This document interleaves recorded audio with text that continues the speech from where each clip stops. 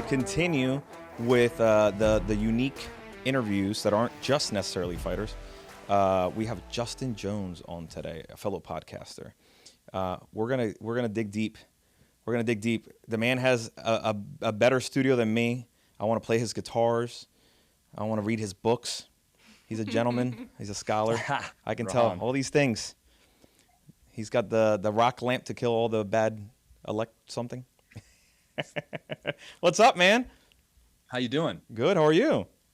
Fantastic. Can you hear me? Can you see me loud and clear? I can. Same on your side? I can see you beautifully. Like I said, you're watching me through the kind of the shitty webcam, but we have all the pretty cameras on this end, so we're good to go, and you look great. Thanks for coming on the show. Likewise, man. Yeah. No, thank you for hitting me back so quickly. I became a fan. I don't even know how I came across your social media and the podcast, but I mean, I've been tuning in more and more, and I'm like, shit, I got to reach out and see if we can have a conversation. I love it. I love it. I see. I also can't remember. I might have followed you before you followed. I don't know. I don't know how the cross happened, but as soon as you started talking to me, I'm like, oh hell yeah! Like it was a quick connection. I think we're best friends, brother. So I want to get into your whole. I mean, we're doing this kind of as a collaborative episode, right? So we can do it. I mean, you're the pro too. So you tell me. Look at me. I call myself a pro, Gabby. Ask away as well. But I wanted to kind of, I really. Background in this, right? What's up? I mean, you've been in the media space for a while, so you are the pro. Well, my media production background certainly goes back a decent amount, but the podcasting world is totally different. Like the whole business of it and the growth, tactics and all this stuff really is like fresh for me. And I'm excited to talk to you because I feel like we can just talk bullshit back and forth about all these new ways that you're maybe doing and we could be doing and kind of just have a creative conversation. A lot of the people who watch the show here in Philly are either fighters or trainers or coaches or just kind of in that world. But everybody needs content. Everybody needs social media. Everybody is aware of podcasts and fucking NFTs that I can't stop hearing about and all this shit. But like everybody's trying to get by. Everybody's trying to grow their own personal brand. So I think it's huge to talk to somebody like yourself and kind of break up the fights. But you're into fighting. You have a background, right? You do jiu-jitsu as well and all this stuff, or no? Yeah, no, I currently train jiu-jitsu, and I had a small amateur career like 11 years ago now. Okay. Shit, probably 2010, I think, is when I last fought. So certainly very little compared to the folks that you're usually having on the show. So I'm somewhat honored. But yeah, I'm a big fan of martial arts in general and, love watching it, love talking about it. So that's why your show has really appealed to me. Thanks, brother. Yeah, when you complimented the show, I took that as a big compliment because you know what you're doing. And anytime somebody who also podcasts appreciates what you're doing, then it's like, all right, now that's a compliment, When did you get into podcasting? I know your current podcast is on episode like what, close to 80 or? Yeah, this will be episode 81. Okay. Oh wow. All right. So when and how did you get into podcasting? I actually the first podcast that I ever did was with my younger brother.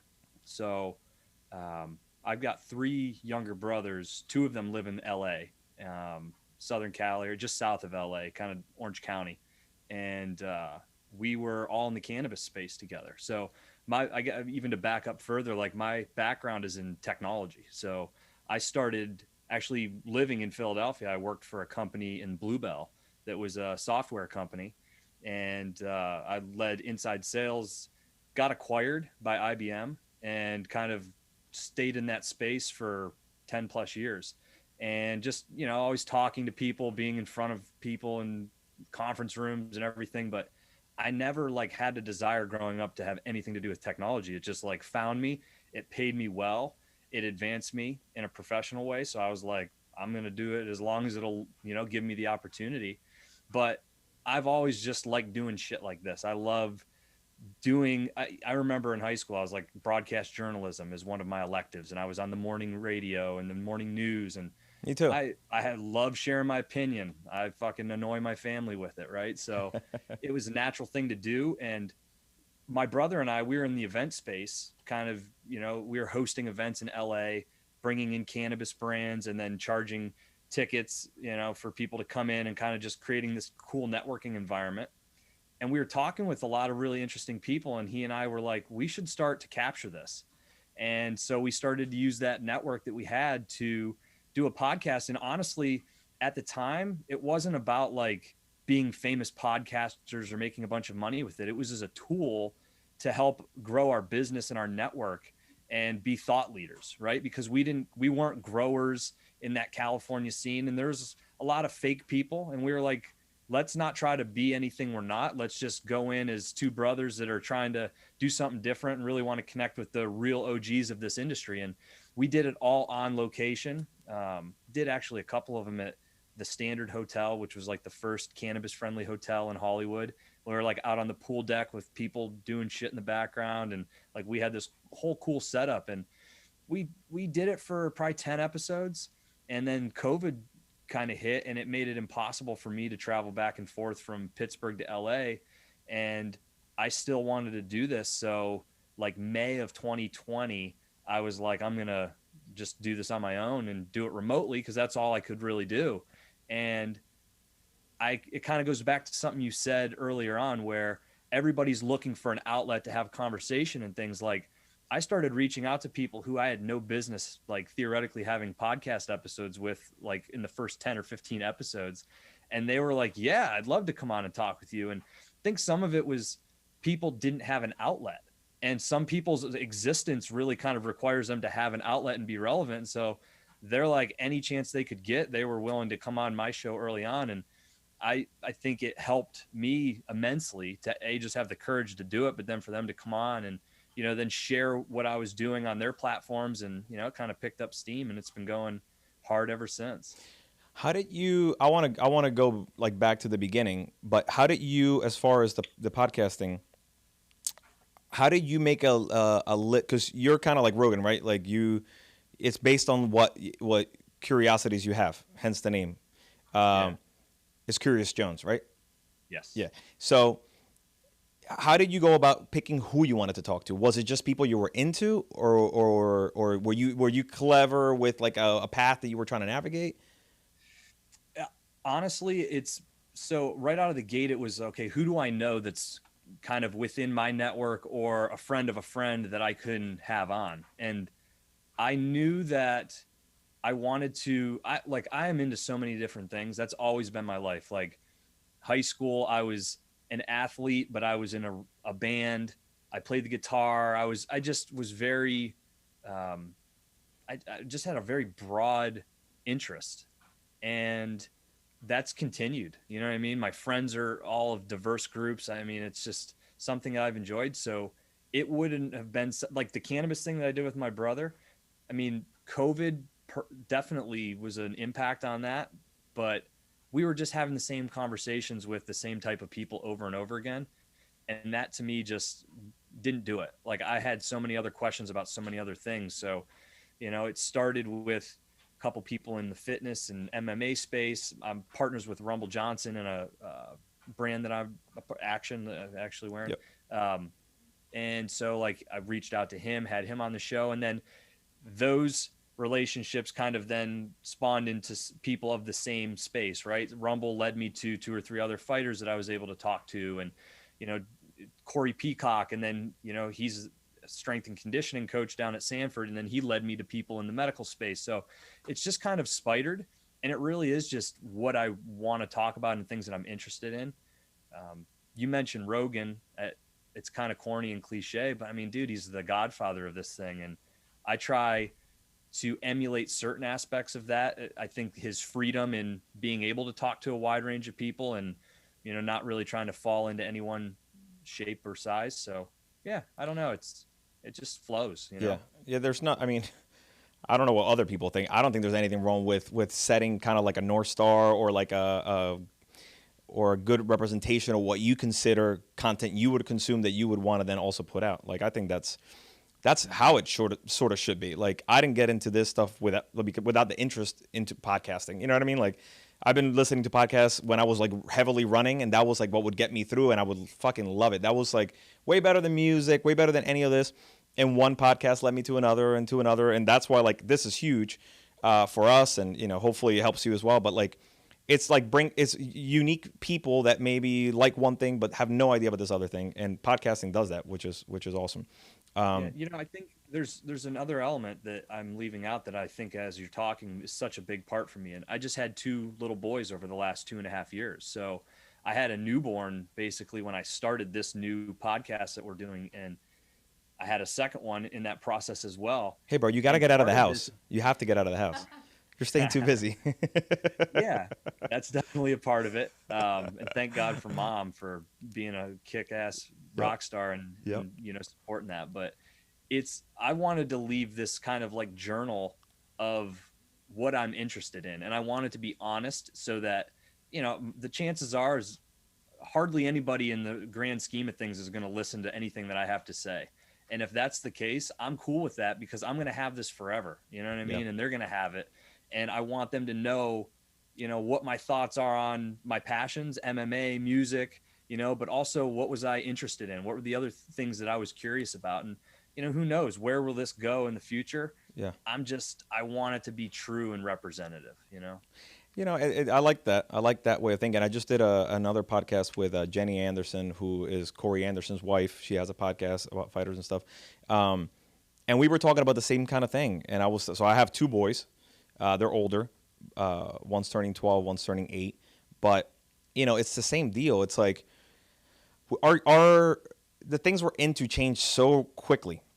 You know what I mean? Like the interest that we have from even the things I used to listen to and be into a year ago right now seem almost silly, and I'm into something completely different. So like being able to do this and capture all those interests, because I'm like you said, like I grew up with like way too many hobbies. My poor fucking parents.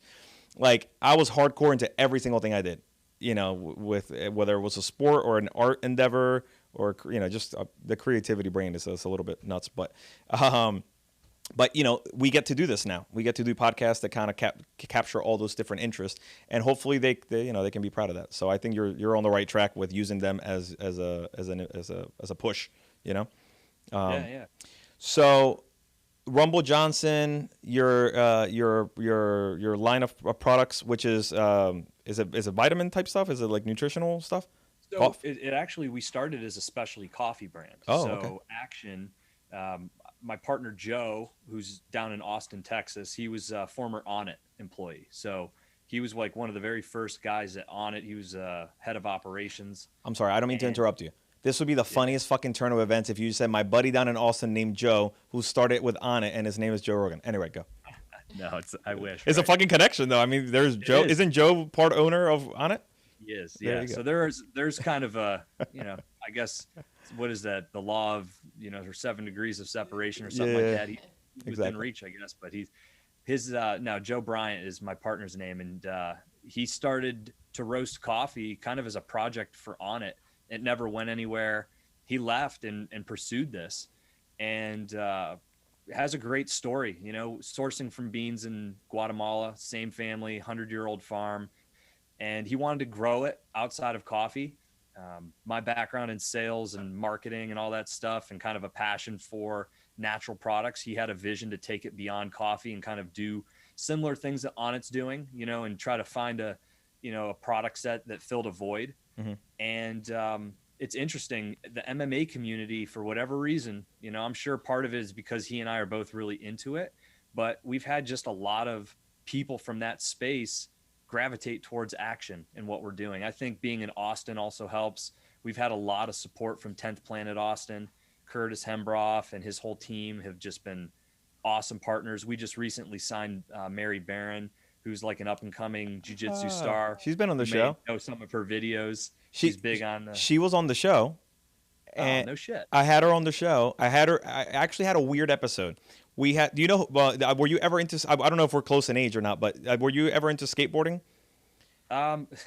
So I wasn't a skateboarder. I was inline. I did I skated. Okay, but all right, but same I bro. hung in that crowd though for sure. So Like we late had '90s, early 2000s. we had Jimmy Gorecki, which is a kind of like a Philly, very popular skateboarder and now brand guy, creative director and stuff. We had an episode with him and Mary on, and she was awesome. But at that time, Gabby, didn't she mention she was about to do a sponsorship with the brand? I'm working on something. I'm working on something, and she couldn't tell us who. I bet it was you. Probably was. Anyway, she's awesome. no. Yeah, she's awesome. She's smart. Yeah. So, I mean, that whole group of people have been so great for us. And there's a lot of things in the works that I can't share now, but it'll be like early next year. There'll be a lot of stuff that we're doing in collaboration with them. So that's kind of helped. And I think as a company, right late summer this year, we kind of decided, hey, let's not try to be everything to everybody. And this community, this mixed martial arts community, and the people who watch it and enjoy it, this is, if we start to develop products and, really focus in this space, and let's do and create the things that these people want. And quite honestly, products that I'm going to use. Yeah. So that's kind of been the catalyst of it. And it's been a lot of fun to this point, and to have Rumble on board. And, we developed a signature coffee blend for him. He's a big coffee drinker, and that's kind of how we got connected. So yeah, it's been fun. That's awesome, brother. Gabby, cut to camera. I know you might be able to see it. Cut to camera 2 real quick, if you can. You see that wall there? Yeah. You're not able to see the wall from your angle. This wall right here, okay, the one that has the antlers. I see the antlers is like the furthest to the right that I see. Okay, so where do you want your brand logo to go? Just curious, because if what you're trying to say is you're going to sponsor the show, there's easier ways to go about it. But I think your logo will look nicely there. All right. Anyway, I think we can certainly get some cool shit. Maybe we'll get you a nice coffee machine and do something cool. Hell yeah. We're on a main street here, and there's a Starbucks literally across the corner. But I'm a big coffee snob. I'm a big coffee snob. That's what I was saying. So I don't even make a pit stop. I rather make coffee at home with my Spanish coffee, because I drink espresso. And anyway, so yes, you had me at coffee. Let's talk about podcasting and how are you right now with monetizing, growth, the kind of the business side of thing. Are you now fully in that, or are you just making content and focusing solely on that? Oh man, I do so many different things. So I have everything going on with Action. I still consult in technology, so that takes up a big part of my day. That it still pays well, so I do what puts food on the table for sure. But I put more and more time as this has grown. I kind of started off just only doing it at night and weekends. Now it's getting more into sponsorships. Action being my company, obviously with my partners, we've sponsored the show, and it's been a great outlet to drive sales for that business and things like that. But I was telling you before, the NFT space is something that I'm really exploring, and it all started from a conversation with Greg Overton, who, back to Rogan, Greg's the guy that does the really cool Native American paintings that Joe's talked a lot about. So I've had Greg on the show a couple of times, and we've become pretty good friends. And he was telling me offline about the NFTs that he's been dropping, and kind of gave me a quick crash course on really how even a podcaster could leverage it. And ultimately you're just putting a digital contract tied to a blockchain to anything that you really want. So, for me, I don't release the full video episodes on YouTube or anything like that. I put clips out, but you could do something where, somebody buys an NFT. For Curious Jones, we even talked about doing a collaboration where he or somebody else does some sort of painting, like an animated monkey, to kind of like Curious George spin-off some sort. And, having that be a release that along with that, maybe you can come to a live taping of a podcast episode, or you could get some sort of exclusive content, tie it into merch and things like that too. So. Okay. So I'm gonna dig into this. So did you hear the Beeple interview with Rogan? I didn't yet. Bro, that's a good one, because they talk a lot about this shit. I know very little. I know a lot of the people on Instagram that are very popular have monetized the shit out, have made a ton of money off the net. How are they making so much money? So okay. So I will give you a very stupid example. Yeah. So for fun with the kids, I had them painting, at home watercoloring. And I'm like, all right, I'm going to do something with them. So I started doing the faces of fights, like the fucked up faces from the UFC. So like when the what's his name's lip got ripped up, and Cowboy when his eye just swelled up. So I did them, and they came out because I've always been into art. Whatever, they were good enough. So I started putting them in the old studio, and they were kind of the background. And a lot of people would come in and be like, "Oh shit, you did those? Those are cool. They're different." As an example. So then you do that as an NFT, as a digital piece of art. And then you sell it to a certain amount of people for a certain price, but then it's attached to more than just that. It has a perk to it. Is that right? Yep, you can tie royalties to it. So if that person then turns around and sells that painting for $10,000, you can set it up where in perpetuity, that digital asset, if sold, will give you 10%, 15%, whatever it is that you set on the backside in that blockchain, in the algorithm to always track and provide you. So if you do something and either that product or you and yourself kind of continue to grow in value, and I mean, it's a supply and demand situation. You can't ever create more of it, right? So, I mean, one example I always hear is like from a music perspective, if you're an artist, if you sell all of your records that you printed, you just go and print more records and then you sell them out and distribute it to the stores or whatever. I guess I'm kind of like doing the old CD and like record model, Yeah. but you would do that, but it's endless supply.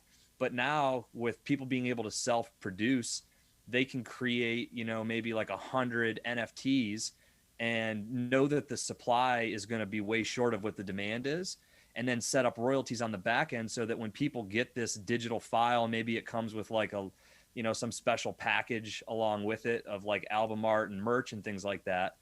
They can then sell it as a collector item, kind of like a pair of Jordans, right? I mean, it's really no different from a conceptual standpoint, except that it's digital and that it's authenticated against the blockchain. So you'll always be able to track it theoretically for eternity.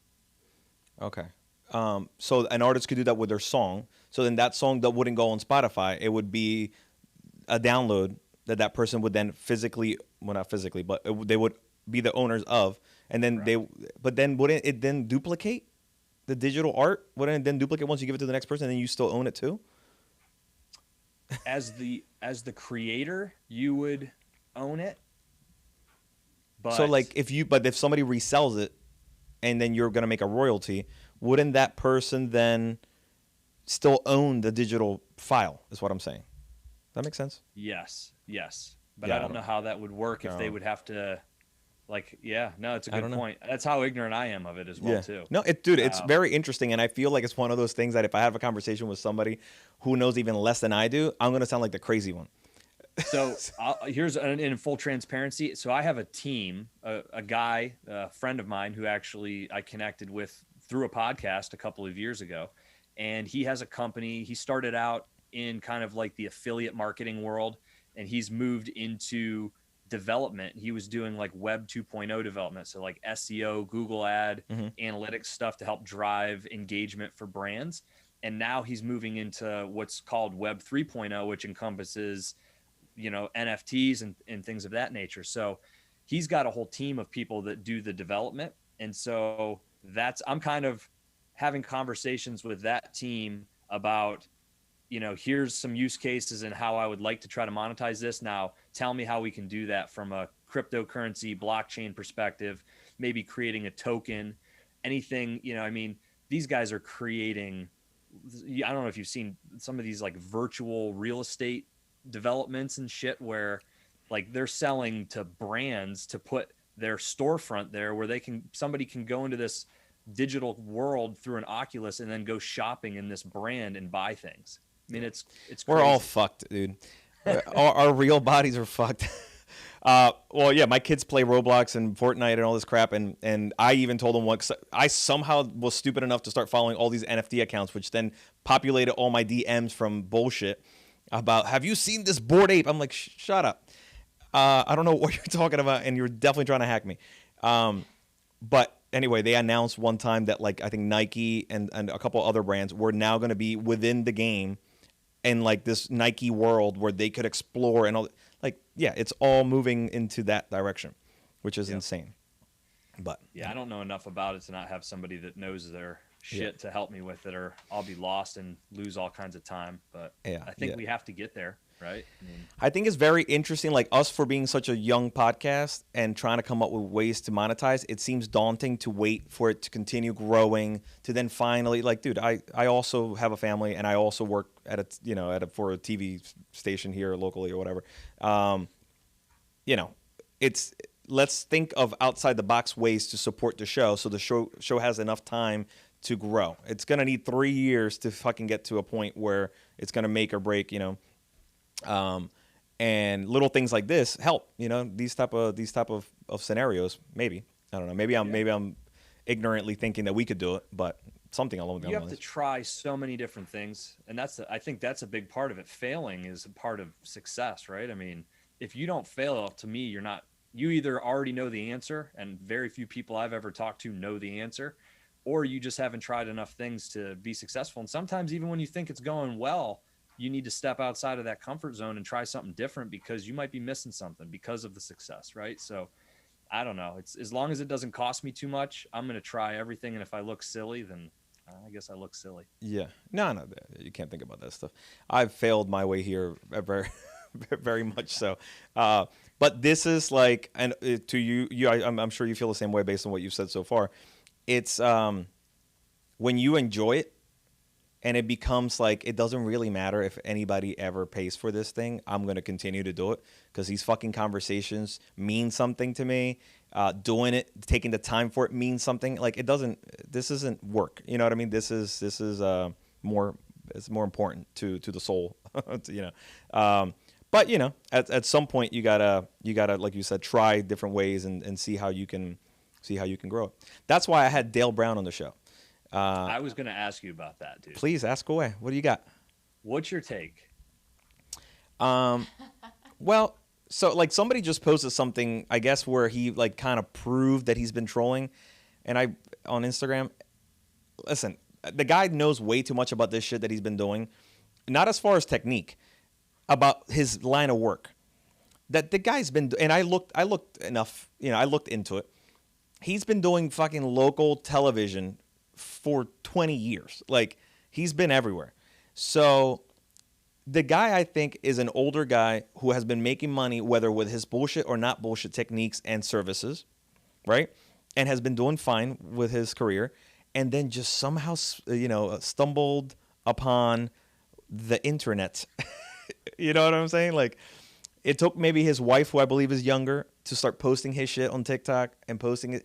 And then, like, he's a perfect viral type character. Very memeable. He's very memeable, right? So I think he didn't realize how quick it would, and I think he's smart enough to monetize it, to take advantage of it, and to keep on going with it until the fucking wheels fall off. That's what I think is happening.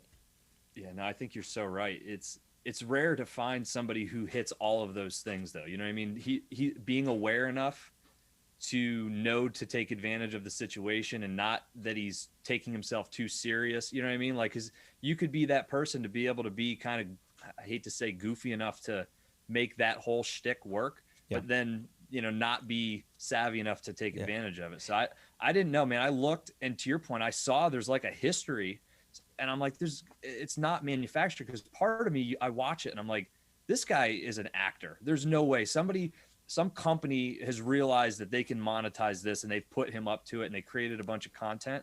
But I'm like, no, he's been doing this for a while, and there's no way that, that's been, I guess, manufactured that way. Yeah, I think if he had no history beyond, like, let's say the last 4 years, definitely, I would believe you 100% on that. But, you can see this guy's been doing public access type shit forever. So some people are just fucking goofy like that. But he actually has a really good sense of humor. So, that episode was interesting because I had so many people reaching out from the MMA and boxing world. I don't know what they expected. I think they wanted to come to the studio and fight him. Yeah. And I'm like, well, first of all, he's going to be remote. Second of all, they take it. I still get clips from people that kind of look at this fucking guy. It's like, let's move on. You don't have to follow that guy. And if you watch the episode, Listen, we got, you can believe what he says or not, but the guy's funny. The guy knows he's being made fun of, and he's taking advantage of that part, but he's fucking making bank off of it. He's got over probably more now. He had 1.2 million followers on YouTube. Like, listen, that's a business. That is not an accident. So I think it's good for him. Fuck that. Like, I think it's great. It's entertainment. Yeah, right? No, yeah, you got it. I think the world needs that, right? We're talking about it. Dude, I was telling Gabby earlier, I have a reel that I put, like, I try really hard at social media to try to give this show, some spotlight. And all I had to do was create some silly ass reel of him. And that thing every day, just hundreds and hundreds, it's up to like 200,000-300,000, views. And it continues to flood my fucking messages. I'm like, all right, this guy's never going to end. He's got to go at some point. What's the most interesting interview you've done? Oh, probably, I always think back to one in particular. I had a conversation with this guy, Sean Swerner. He was voted one of the world's 8 most inspirational humans ever to exist. And I saw that and I'm like, damn. No way. Like, I thought of all kinds of people who are dead currently that I would initially think as being inspirational. So I kind of like dug a little deeper and I started to learn about this guy's story and kind of high level. As a teenager, he was diagnosed with stage 4 cancer, like super rare type of lymphoma. And he ended up beating it after 2 years, went into remission. And after a few years of being in remission, went back for a checkup, and he had a whole different type of brain cancer that was like unrelated supposedly to the first one, but it was stage 4, very advanced. It had spread. He ended up in a coma, lost his lung as a part of this, and ended up beating it. Jesus and I Christ. Guess the doctors told him the chances of him beating both of these cancers at the stage that they caught them was the same as him winning the lottery 3 or 4 times in a row with the same numbers, which, like, when I hear that, yeah, it just doesn't even register, right? So he decides that he's going to go to college, does that, kind of feels lost with his life, that he's got a bigger purpose, and decides that he wants to start climbing mountains. And so he moves to Colorado, and within a year, he climbs Mount Everest with one lung. And this is, I think, 2001 timeframe. And so gets inspired that he wants to keep doing this more, wants to push it beyond that. And he sets out to climb the tallest peak on every continent. And he succeeds in doing that. And so he now takes groups up Mount Kilimanjaro, like, I think every year, and does it for cancer charity, raises money to donate back. And then now he's training for his next big thing, which is running a marathon every day for 7 days on 7 different continents. Oh, Jesus. You had me Right? at the first one. I'm like, oh, it's been done before. And then you mentioned 7 continents. Yeah. He's a freak. And, and I'm going to have to listen to that episode for sure now. That'll be my ride home. Did he say he beat cancer? He did all these things because of a mindset, because of a will, or did it happen because he was meant to do something bigger with his life? What was his take on that? If I recall, I don't think that it was really a will. I think because I was kind of, if I recall, I was pretty surprised at his not, like, he didn't really feel like until after the second time that he beat it. He had this is a funny story. So I don't know if I want to ruin it for you, but I'll give it to you because this is cool. So he was working as a bartender down in Florida, kind of like Tom Cruise in that fucking movie Cocktails. Mm-hmm. And he said that he ended up going back to some chick's apartment one random night. And when he got there, she was so messed up he had to carry her in.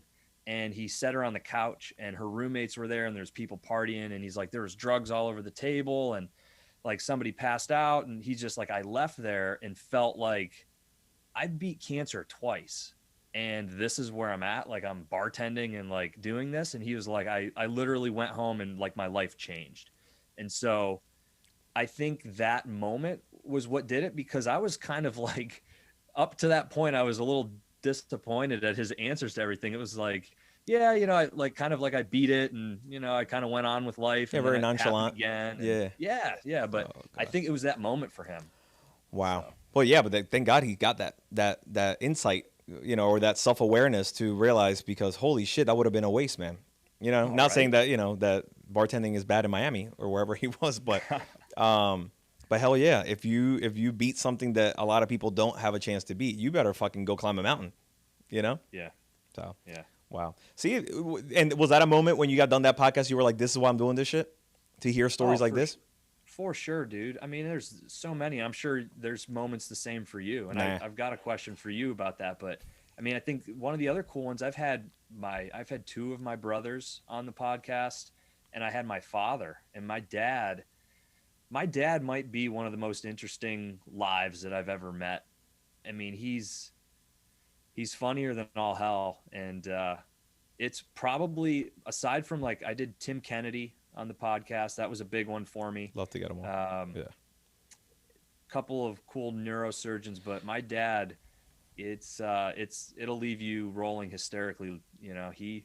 He's got some stories, man. So I want and to that get was cool. I want to get to your dad, but real quick on Tim Kennedy, I reached out to Mary to hook it up with Tim to see if he would come on to interview Dale with me, to because I thought that would be fucking great. You know what I mean? But then He posted something about it, didn't he? I think he did. But apparently he left Mary on scene, so we never heard back from him. But it would be nice to get him on at some point. He's an interesting fucking guy, man. Very. He makes me want to be manlier and cooler and tougher. Yeah, that was one of the only ones that I've ever been. I was a little nervous when, even through Zoom, Yeah. to Yeah. connect with him. Speaking of nervous, though, your dad, that's kind of, I mean, I'm sure you have a great relationship with your dad because obviously he's on your podcast. That means you guys get along, and you guys he's very supportive, I'm sure. That's got to be a weird dynamic, though, right? Like, I feel like if I had my dad sitting down here, I don't know if I could turn this on and kind of dig, or, you know what I mean? Was it like that, or was it easy for you? It's easy for me. Yeah. He's always been an open book. I mean, into things that my dad had a really, really rough life as a kid. And I'm sure people have had it worse. So I don't want to, like, certainly lay it out that way. But he had a bad life. His real father was very abusive, left him and his brother and my grandmother when my dad was like 2. And my grandmother got remarried to a gentleman who he went AWOL from the Army and then joined the Navy, and under an alias. And Oh, shit. yeah, and the FBI was following them, and he left the Navy. And so they would go. My dad's like, we'd wake up and my grandmother would say, hey, we're going to go from Florida to Pennsylvania. And then, like, they would pack up and go live in a motel for 6 months. And so there's just so many things that him and his brother would do, and some of the things that he told me as a kid. So I knew they were there. It was, I think, a little bit more difficult for him because he's always just been free to tell me everything he wants. And then I think he knew people are going to hear this. Ooh, right. And so it took a little bit, but once I started to really pull and get him going, then it was like nonstop. So it was all good. Wow. You're selling your show very well. I feel like I have a mental list of every episode that I want to hear. That's awesome, man. That's cool that you used the podcast too as a bonding kind of experience with your family. They're also very supportive of you. Oh my God, man. That's the one thing. My parents, my whole family have always been supportive in anything that I've done. So that's a blessing. That's awesome, man. What about you? What about me? My family? No. So I'd be curious. I mean, I know you have a background in media, right? But what got you to want to do a podcast, and specifically in the MMA space? So I was in I lived in Puerto Rico till I was 8 years old, and then I moved to New Jersey. And my mom's side of the family has always been very boxing heavy. Like, my grandma was the one that would scream at the TV, back in the day, watching fights. And we would watch fights on the sidewalk in Puerto Rico when Hector Camacho used to be a boxer, or was alive. And my grandfather was a trainer. He is part a lot of the decor in the studio here. He was a big trainer, so I grew up, in kind of wanting to be a boxer and all this stuff my whole life. So I was huge on the boxing sport. I didn't get into MMA too much until boxing kind of, I felt like was getting a little repetitive and boring. And a lot of the fighters that I followed kind of fell off, which was like the Tito Trinidad, Oscar De La Hoya, Fernando Vargas, all these guys that, kind of started phasing out a little bit. And I got into MMA at that point. But I actually wanted to box. So while I was in school, I boxed locally here. I boxed at Joe Frazier's gym for years. And I always had this bullshit dream of wanting to be a fighter, but, it wasn't meant to be. I probably wasn't going to be that good. I had different things that I also wanted to commit to. And when high school was done and I was still boxing, I really had an interest in film. And I decided I wanted to go to film school. So I went to California. I did film school over there. And the last time that the moment that I lost the dream of boxing was when I went to California to do that. And I went to Freddie Roach's gym over there in Hollywood and Wildcard. And first it was funny because I saw AC Slater and Manny Pacquiao at the same time in the gym, which I thought was interesting, or Mario Lopez. And I went in like, I'm like, all right, I'm going to be here every day and I'm going to do film school at night. I went maybe 4 times. And then I'm like, all right, I'm picking film. Film is the dream. Everything else would be a hobby. I'll always love it. I'll watch it. So this is a very long story to your answer, but sorry. But then anyway, so then I pursued film, and I did that, and I've made a million projects, and then I got into television, and I currently here manage the CBS station creative department, and always had the passion for the fighting. So I would always come up with projects, shorts, docuseries concepts, all this shit, just because I wanted to bring both together. 2 projects almost got there where it could have become something, and unfortunately they did not. But so actually I was working on the last docuseries project, which is called Her Fight, which featured female fighters here, MMA fighters here in Philly. We followed them, we documented them in the gyms, and we did sit downs with them. We produced a really good looking sizzle, and it was pitched around. While that was happening, COVID hit. We got sent home to work. So now I found myself at home with all this time, but still working in the obviously, still running the department, the television thing. And I'm like, all right, this is my moment. Like, I'm forced to be home. I have extra time. I'm going to fucking start writing my feature script. The feature film script that I always wanted to do, I'm going to write it. I very quickly came up with another idea, which was to do a podcast for fighting, because that got my attention a lot more than thinking of what the fuck I was going to write on that wall and all those note cards that I plastered on my wall. So I pitched to the CBS folks. I said, listen, we need content always, right? Let me create this little Zoom show to just break down fights or recap fights. It'll be a short thing. We'll throw it on the CBS website and see what happens. If you guys want to sell sponsors to it, cool. If you can't, fine. I'm just going to do it. So we did that, and that lasted maybe like 6 episodes, I was going to say, something like that, not much. And it was just falling in the fucking abyss that is not YouTube or anything else, because it was in that world. And I was doing everything. I was doing all the work, all the writing for it, all the scripting for the intros, the recording, the editing, the posting, anyway. So then last January, so it'll be almost a year that we've been doing it this way, I said, you know what, I'm going to start from scratch.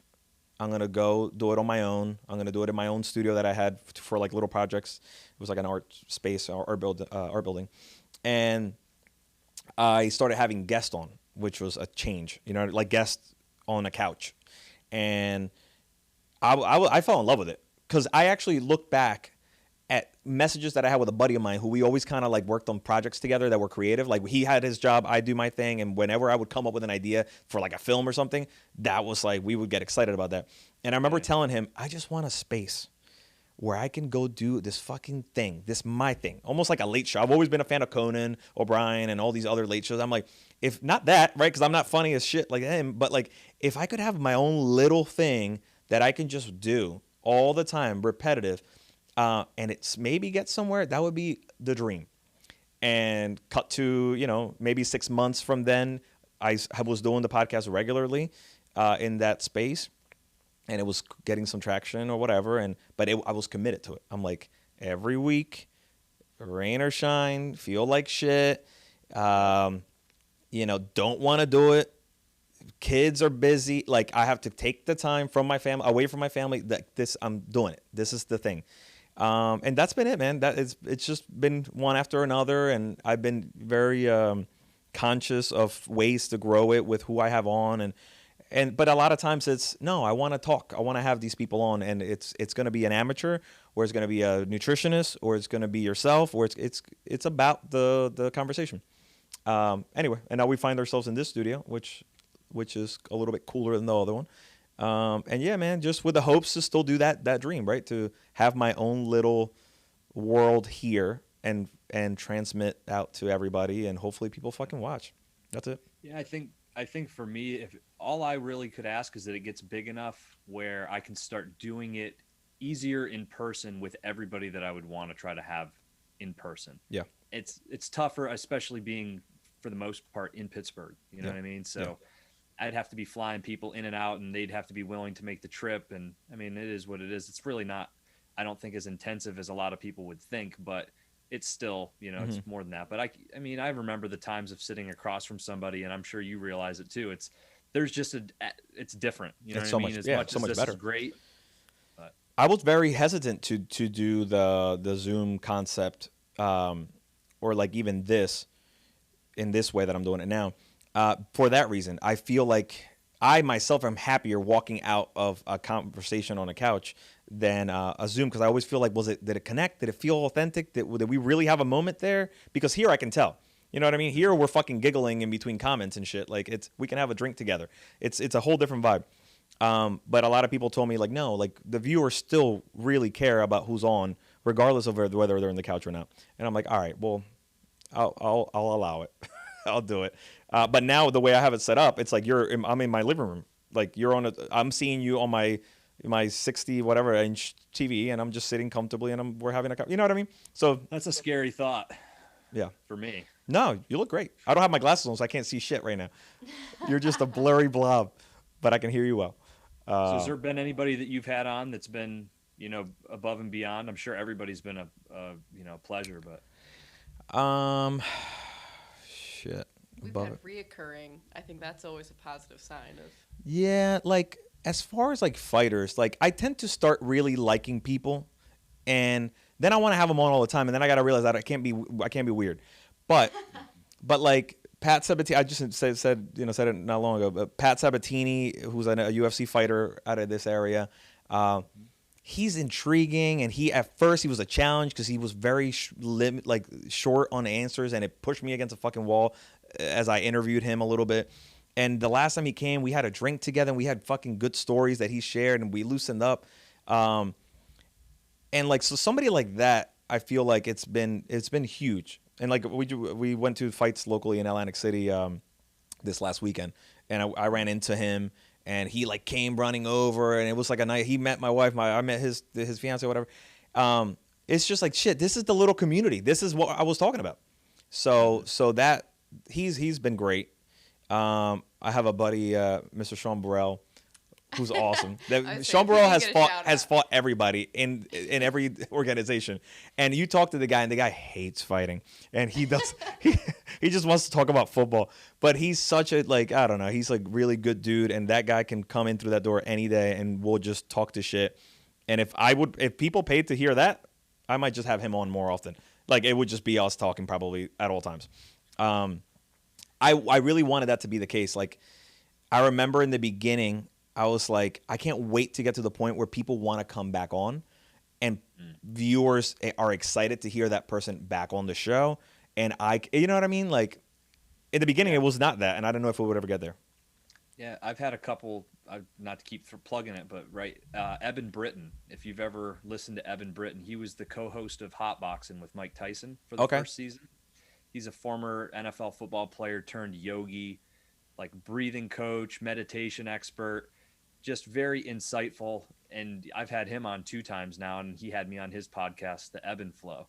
And just It's a good name. his voice, his presence, his all the things that we talk about. He's just it's always walk away from those conversations just feeling refreshed. But Yeah, hotboxing's a good show too. A lot of people sleep on it. I feel like. it is. I don't know. I mean, I don't know. I wasn't a huge fan of Henry Cejudo jumping on, but Yeah, no, I don't think Evan was either, but he talked a little bit about that whole situation. I had him on right after he kind of parted ways with the show, and yeah, he was bummed. And I'm partial to the original episodes, but Mike's such an intriguing dude yes, as well too, and yes, I love listening to him. You know what I mean? And I was such a Mike Tyson fan growing up, as so many people were. You know what I mean? And to see him kind of come full circle and be doing so well, and it's I love that. The Mike Tyson 3.0 is awesome. You know what I mean? Because he had his first life, then he had his, which includes all the craziness, and then he had his like second like celebrity life when he was in all the fucking Hangover movies and all this shit, right? Where it was like, oh, it's nice, he's getting work again, and then the third like mature, I don't give a shit, I'm kind of doing what I always should have been doing from the beginning, if if I had it my way kind of vibe. Yeah, he's a fucking interesting guy. I wanted to ask you, being in Philly, not to cut that short, but yeah. Sean Brady. Yes. What about Sean Brady? The fact that he's going to be the next big superstar, you think? That I mean, that's my thought process. Yeah. I'd just be curious. I mean, as somebody who's been around him a little bit more, yeah. I mean, being a guy that's into jiu-jitsu and in his style of jiu-jitsu, I mean, that's how I like to roll, right? Yeah. I mean, he's just powerful, athletic, but that fight against Chiesa? Yeah, Jesus, I'm drawing a blank. I mean, Chiesa's a big 170. Yeah. And Sean just looked way stronger. Yeah. And just for a guy, I mean, Chiesa's been in the limelight, has a lot of experience on that stage. Mm-hmm. I was impressed, and I was telling everybody we were watching the fight, I'm like, I'm telling you right now, you are sleeping on Sean Brady. This dude is an animal. Yeah. I think he could be the next welterweight champion of the world, because I think when you look across that whole division, Usman is a problem. I mean, those hands, especially being with Trevor, his hands are markedly better every single fight. And that's, I think, that's trouble for anybody in that division. And quite honestly, aside from Izzy in 185 too, I think Usman could just walk through most of that division. But Brady, to me, presents a different type of challenge in that he's tough enough to get to Usman. And I think his wrestling and then ultimately his grappling ability is something Usman hasn't seen, especially from somebody who's that strong. So Sean here, it's interesting because I know obviously I know his manager, I know all his training partners, they've all been on the show, his trainer, they've been on the show. Like there's three main kind of gyms in the area and they all work together, and that's where he's fighting out of. From day one, at first it was his manager who told me, just so you know, he beats everybody. Like everybody. I'm like, all right. Then like you hear it from the other fighters and then the coaches. Not one person doesn't believe locally that knows their shit, that has been in there with him, doesn't believe that he's not going to be champion. Like they know. It's just a matter of time. It's a matter of how these fights get matched up and how quickly he gets there. But everybody knows that he's the guy, and the motherfucking grind. Like the biggest separation from him and anybody else is that he goes harder and more than any of these guys, no matter how hungry they are. Like the guy is the hungriest person that you've ever seen. And also, when you smack him in the back, I've said this before, he feels like a fucking brick. So that helps him as well. The fucking guy is built like a tank. Baddest tattoos on the planet. Yeah, he's aggressive. He needs to settle down. The last time he was on the show, he had he had just gotten done his head. He's like, I got a tiger on my head or whatever the fuck it was. I'm like, too much. But go. He wants a full body, man. He wants to do the whole body. Yeah, man. No, I think the truth is that smart people like a lot of people don't know yet, and I think he is gonna give everybody fucking problems. And by the way, a lot of the other guys from here, like the Sabatini guy that I'm telling you, Andre Petrosky, who was in the what is not Contender series? No, is it Contender? Ultimate Fighter. Ultimate Fighter, tough. Jeremiah Wells, who's a fucking beast. That's another one who scares me a little bit. But he's great. But all these guys all train together. They are all sharpening their tools daily, man. And they have their two, John Marquez and Daniel Gracie. That combination is fucking unstoppable, man. Like, so anyway, but these are our guys, so I can't not say that. But Gabby, am I wrong? No, 100%. Like, matter of time. I go around telling people everywhere I go, I'm like, you bet on them because you're going to make your fucking money back. Like, that's the mindset for everybody. Yeah, our other two buddies who I've fallen for are the Dawkins brothers, which I'm sure you saw. Did you see the Derek Lewis fight? Yeah, I did. I was bummed out. I know. I hurt my feelings. He'll be back. He'll be back. He'll be fine. And by the way, Derek Lewis gives anybody problems when he's fucking there to fight. You know what I mean? I think the times that he's lost, I feel like he hasn't really been there too much, or maybe the pressure or whatever it is. It's a mental thing with him, because when the guy's ready to crack you, not many people can take that. So Dawkins, man, those are good guys. Hard training as well. That's another gym that's separate from the 3 gyms I mentioned before. But also a stable of fucking badasses who just sharpen their tools, and they're like, dude, they're not fancy. These guys are as Philly. I don't know if you saw I watched the first part of Destin. The UFC did UFC Fight Pass, or no, ESPN Plus did UFC Destin, and they do like these little mini 20-minute series on the fighters ahead of time. And yeah, man, they could not be more fucking Rocky Balboas. Like, so fucking Philly. It's hilarious. Which we should be on the second part, which comes out this week. Hell yeah. I think, unless they cut us out, which is possible. I've got a soft spot in my heart for Philly. I was telling you, I lived in Philly for like 6 years. My wife's from outside of the Philadelphia area. Yeah. So I lived like in North Philly, Cheltenham area for a little bit. Went to DeVry. I got suckered into living in some high-rise apartment. That was like the only reason I even went there. I needed out of my small town. I was like, I went to school to play baseball. I fucking screwed up, didn't go to class, and like was getting a second chance. I'm like, I think I heard it on a radio. Yeah. Of all places. People in my hometown that are listening to this right now are probably laughing their ass off. But yeah, I ended up down there living in a high rise. But dude, everything happens for a reason. I've got 2 little beautiful boys because of it. Exactly. I think about that now. Thank God for that radio ad. So did you grow up? And by the way, DeVry was very heavily played on the radio here. Like, was it? Oh my God. Yeah. And then they got sued. I really? missed out on it. I didn't even know there was like a class action lawsuit. Yeah, they promised, when I went there, they promised like a 99.5% placement rate. And it was a joke, man. It's an aggressive placement rate. Yeah, it was kind of a strange setup, but it was cool. Was it bullshit, or were like did I had some classes that were like decent, and then others that I was curious how this person was a professor, It wasn't, but I think, But you're doing well, brother. So, it's all good. Yeah. Whatever happens. Did you grow up in Pittsburgh then? I didn't. I grew up in a smaller town north of Pittsburgh called Bradford, PA. It's like where Zippo lighters are made. So right on the New York state line, south of Buffalo, about an hour east of Erie, you're in PA. the middle of nowhere over there. Oh, fucking 10, 12,000 people. Yeah. A lot of deer hunting, a lot of camping, a lot of getting into trouble. But what made you, or what got you to Pittsburgh? Did you go to Pittsburgh after you went to Philly, or is your family in Pittsburgh? Yeah, no. So I've had some family in Pittsburgh. It was after Philly for sure. I did door-to-door sales for a few years, selling alarm systems in like 5 different cities across America. Did that, and then ultimately I got that job at in Bluebell in a technology company, and the guy that was my vice president at the time lived in Pittsburgh, and so when I left IBM, he recruited me to a new company, and it was like a great place. Pittsburgh was always some place that I drove to. It was like 3 hours away from home, so I had friends in the area, and it just seemed like a good halfway point. For her family can hop on the turnpike and be here, and my family could be down here. But yeah, it was just kind of enjoyed it after we got here. What is it? A 5-hour drive from Philly? About? Yeah, probably from downtown. Yeah. Probably. So what's better, Pittsburgh or Philly, as far as teams and as far as town and as far as fans? Ooh.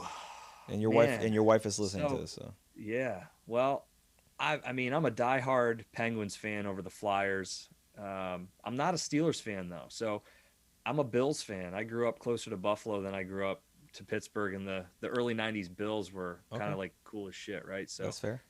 that was my thing. I think I gotta say the Philly fans, they get a lot of shit, but they're passionate. Yeah. They're way more passionate than the Pittsburgh fans, I would say.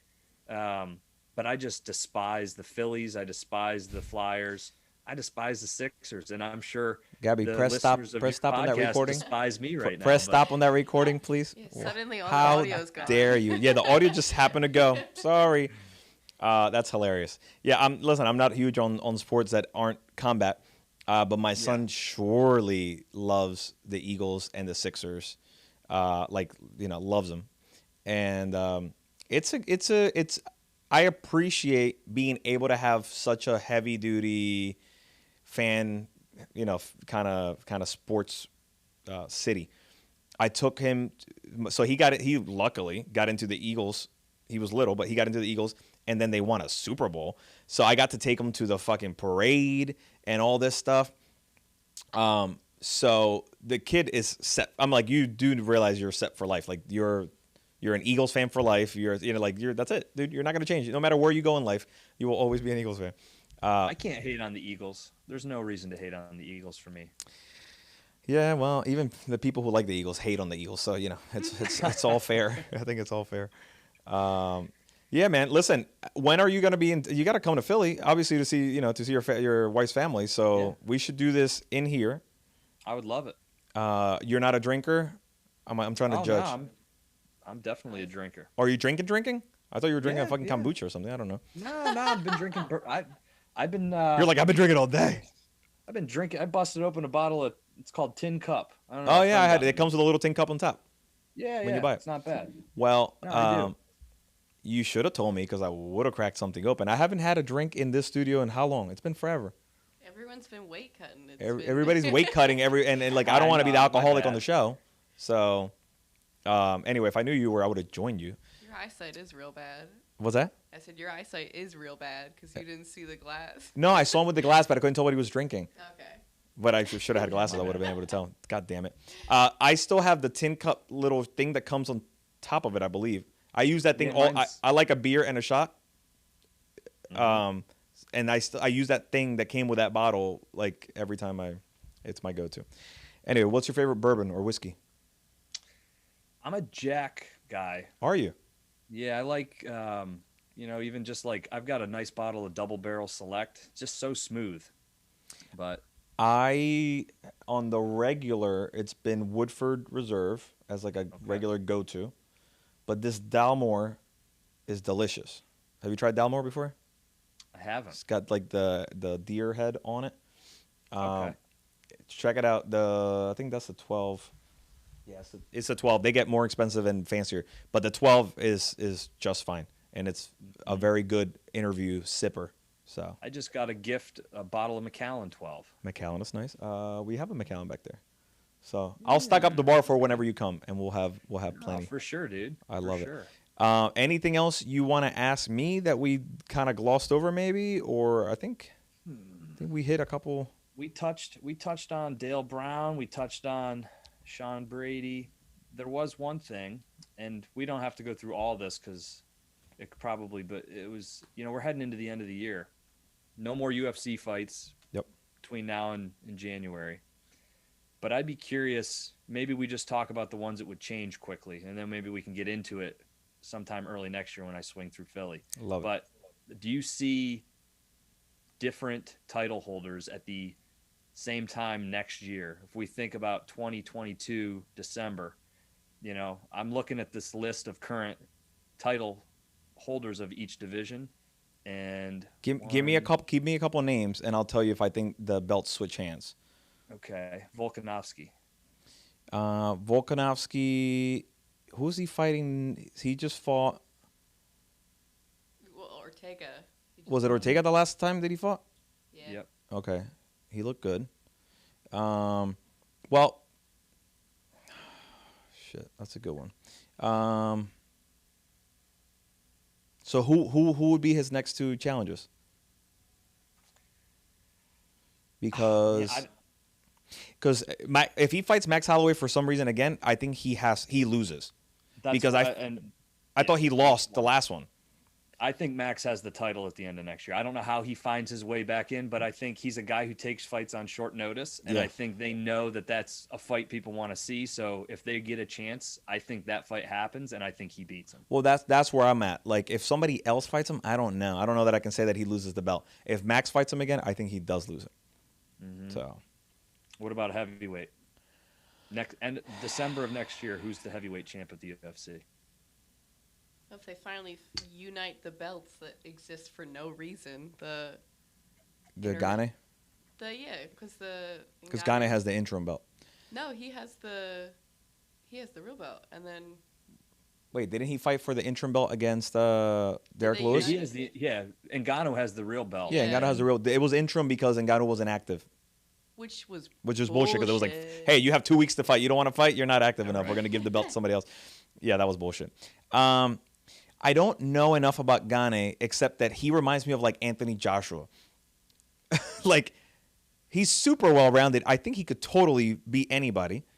I don't know enough about him where I say that he would take the power. Okay, I'll say this. If he takes the power that Ngannou brings, he wins. If that makes sense. Do you think John Jones gets a shot at the heavyweight title by the end of next year? No. I think John Jones just keeps him fucking with us for longer. I really don't see him fighting. I don't see him coming back. I think he gained. Go ahead. No, I said I think he gained all that weight for no reason. Interesting. I don't think I'm gonna go through this list quick, and if there's any that you want to dive into, otherwise we can go into this more next time we do that. But by the way, Chris Dawkins will get the belt. It might take a little longer than we hope, but. He'll be there. I could see that for sure. Yeah. So I think got Brandon Moreno.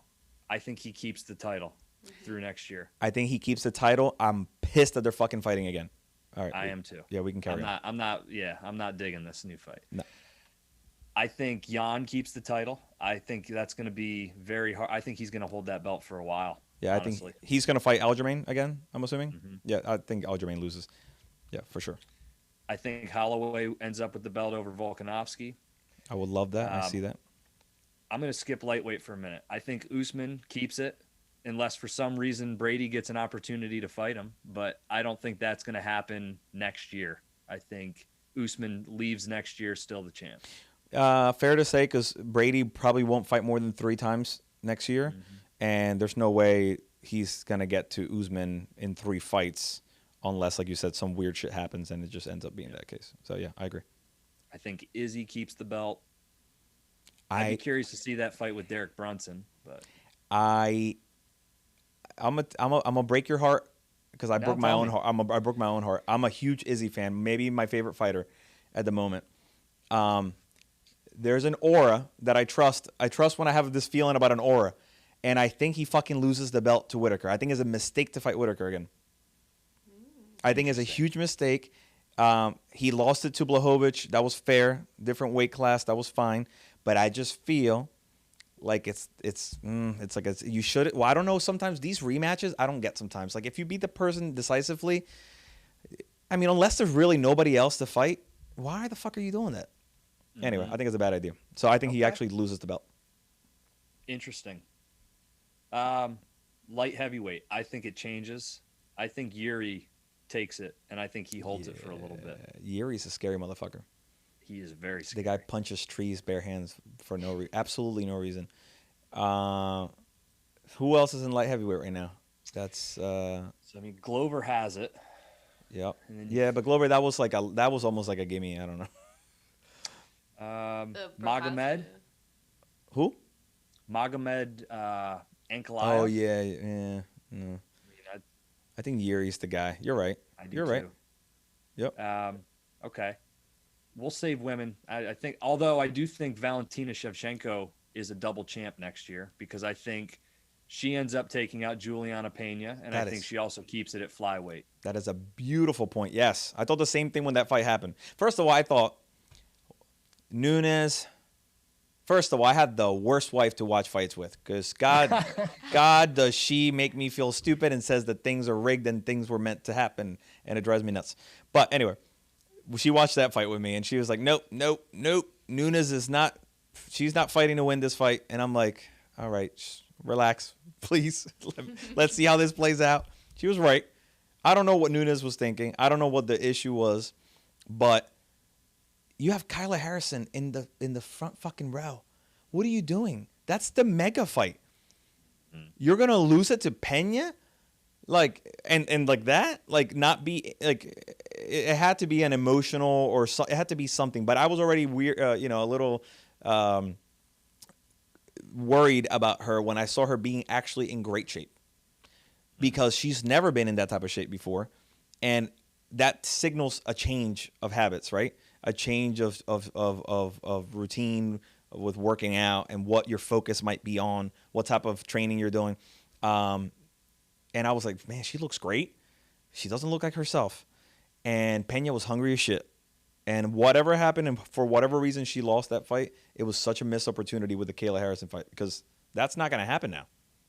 That's going to have to hold off for, like, Kayla Harrison might not even get in now for the next so many fights. Because there's no reason to bring her in right now. Mm-hmm. Anyway, but I agree with you. I love Chachenko. She's a beast. Oh, me too. She's so cool. Yep. So the one I skipped, lightweight. So, I mean, I think for me, the money stays with keeping it with Oliveira. But if I look at that, I mean, Gaethje's tough. There's just something about when he's been in these big performances, aside from the fight with Chandler was electric. Yeah. But that it's just Chandler went and fought Gaethje's fight to me and lost to a guy with heavier hands and a more granite chin. Yeah. I think somebody like Oliveira has this different skill set that I don't know if we've seen Gaethje consistently beat. Now that said, I'm going to say something that they're going to be so pissed. Connor's but if I saw that belt, honestly, I could see Conor winning the belt back. And here's why.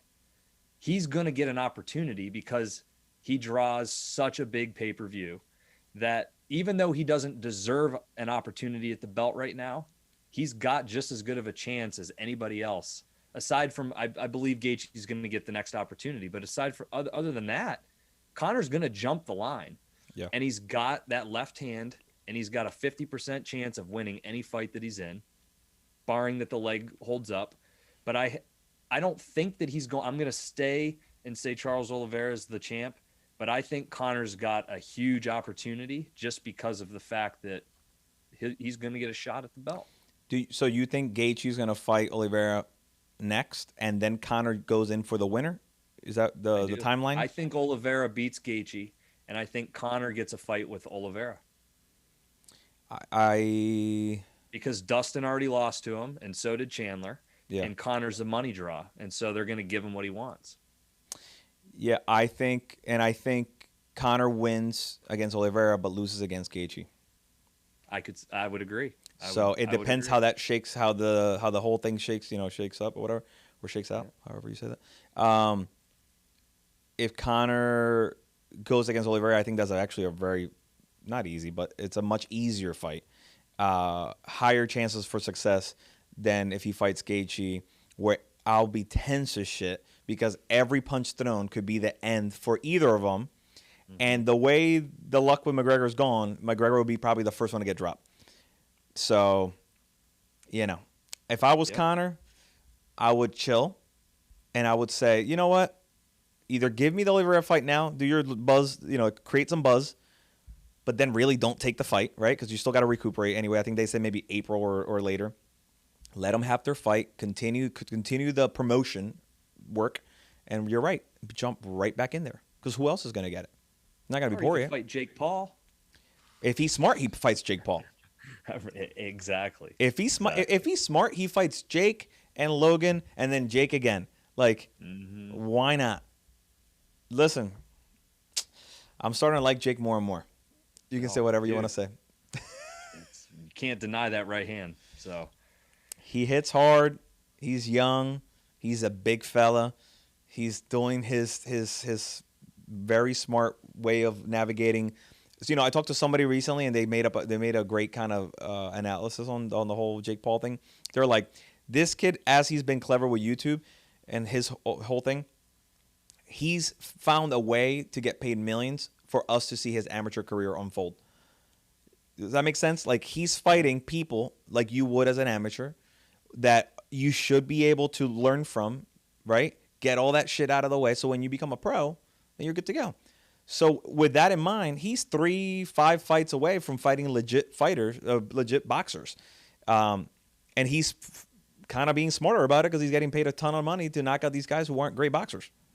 And he's got the bankroll to be able to accelerate the learning process beyond what any other amateur who doesn't have the funds to do it. I mean, he's got world-class trainers, world-class training partners, world-class facilities, world-class pharmaceuticals, probably. Yeah. And why did you say that? I think any pro athlete, brother, come on. And I know you're being facetious, but that's not a knock to him, because don't tell me Tyron Woodley never did anything either. Of course. I mean, every one of these guys, and power to them. This is fucking entertainment. But I want to do it just to be a better podcaster.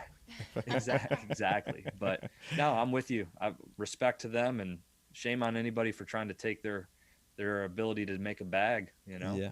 Listen, if you're willing to do what Woodley did and create that meme for yourself and be okay with that and make the money, whatever. I don't know if I would do it, but maybe I would. I don't know. It's an interesting world we're living in, dude, because between Triad fighting and Jake Paul dominating the boxing space on Showtime, what the fuck are we doing? I don't know, but it's enjoyable. It's entertaining. Yeah. More for us to talk about. It's been a blast, man. Yeah, brother. Thanks for being on. Thanks for having me on. I feel stupid for not having a whiskey with you. My bad. I apologize. We'll have it in person. That's on me. I'm a selfish prick. I'm over here drinking and not sharing. Brother, thank you so much. Be safe. Have happy holidays. And I'll see you soon, man. Just let me know when you're in town. Yeah, for sure. No, we'll definitely have to do this again. I'll let you know when I'm in the area. All right, brother. See ya. Later.